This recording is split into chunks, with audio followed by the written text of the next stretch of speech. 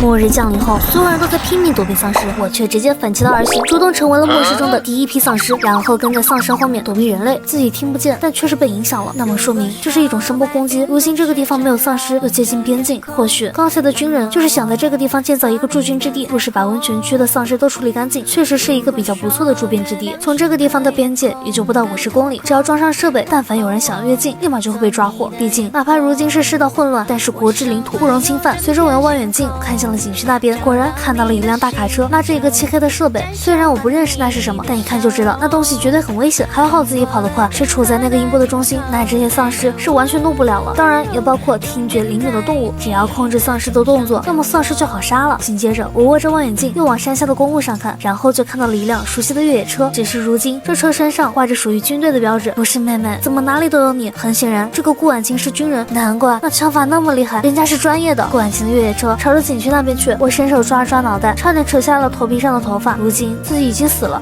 要是头发掉了，可就没办法再长了。我可不想当秃头丧尸。我连忙伸手摁了摁自己的头皮，随后把望远镜揣背包里，转身就往楼下走。我边走边回忆，想着自己的这旅游可真是一波三折。一路上不是被埋地里，就是被一个末世爽文女主给跟踪，还差点混在社群里被声波攻击给干掉。所以我得换个地方，至少把顾婉晴和那个小姑娘给甩开才行。有这种超级厉害人类的地方，我总感觉自己随时都会脑洞大开。于是我开始翻起了那本旅游手册，然后就开始在地图上点兵点将，这种让运气决定的地方应该会相对安全些。最终我选到了一处三面环山一面银河的城市，这种城市易守难攻。做好决定后，我当夜天不亮就出发了。毕竟自己跑得越快，就越不容易和人类撞在一起。与此同时，另一边棒球女孩把我跟丢了。她原本是为了避开那热像无人机，所以才选择暂时停止跟踪。直到后来她才发现，官方竟直接动用声波攻击，这些丧尸都被声波破坏了大脑，显得更加的迟钝了。这让她想到，那只小丧尸会不会也变成这样，然后被杀掉了？然后她用系统扫遍了整个温泉景区，都没有搜索到那只小丧尸的尸体后，她这才放心下来。因为系统搜不到，那就代表着这只小丧尸已经跑了。但问题是，现在她跟丢了，而且想要再找到这只小丧尸，除非她进入自己的3公里的范围内，要不然她可能再也找不到。都变成丧尸了，逼人的本事倒是不小。回到我这边，离开这个城市之后，我一路往东走，因为要绕过幸存者基地，那么就需要多绕100多公里的路。不过这对我来说，这并不是什么问题。加上这次我不选择走高速，而是选择往城中走，毕竟有些城里也是有好玩的设施。正当我这么想的时候，我就听到了车辆的声音，还不止一辆，似乎是朝着市里的医院去的。我看着丧尸从自己的面前过去，又转头看向了医院的方向，看上去有几百只丧尸朝着医院围了过去，但医院的大门已经被关上了。很显然他们是进去找药品的。可医院在末世中一般是丧尸的重灾区，想要在医院里找药可是一件很危险的事情。我看着那些丧尸在门口推推挤挤，就从旁边的小巷子绕到了医院的后门处。后门是一处商业街，同时丧尸也很多。我晃悠了几家店铺，然后就看向了医院的后门。后门处汇集了不少丧尸，也有不少丧尸的尸体，应该是有人从这里逃走，把后门关上，阻挡了丧尸的追赶。我并不敢靠近，差不多等天快黑了，那些车队的人离开之后，我这才进入了医院。因为现在没有人类，我自然是大摇大摆的就进入了医院中。地面上躺着不少丧尸，都是被长刀劈掉了脑袋，当然也有新鲜的尸体，这应该是受了伤的人不想变成丧尸，因此就自我了结了。看着这些被啃食的尸体，想了想，于是决定顺手把尸体给埋了。等处理完后，时间已经是半夜3点多了。而从这些人的衣服中，我看到了一张清单，上面写着各种药品需要多少，随即转身就朝着医院的储备钥匙去了。我拿出一个推车，对比着纸上的药品名字，把这些药的数量放了双倍进去。等到早上5点，我推着满满一车的药往城边走，因为我也不知道那些人回去没有，总之往边上送就是了。这次没拿够，他们下次肯定还要来。放在那些人的必经之路上应该可以吧。只是我推着这一车药出了医院没多久，突然就看到自己面前停着的车子，这不就是那些车队的车吗？我不敢再往前，但自己这个位置那些人是看不到这些药的，要是自己再往前走，就很容易被放哨的人看到。此时我真想给自己一巴掌，对万贤是做什么？但我又想了想，若是真的有人急缺这些药，牺牲了这么多人还拿不到，那死的人会更多。想了想后决定，既然都已经做了，也不用后悔了。我伸手把推车推出了拐角，那些人应该会注意医院这个方向，只要他们往医院的方向看，那么就会看到大路上这一推车的药。看着推车被我用惯性推到了路中间后，然后我火速就往斜对面的大楼上跑。只是我要看看自己送出的药那些人能不能看到，而且我还很贴心的在上面写了纸条，拿去用，不用谢，没毒。一时间我只感觉自己就是个地下英雄，可把我牛坏了。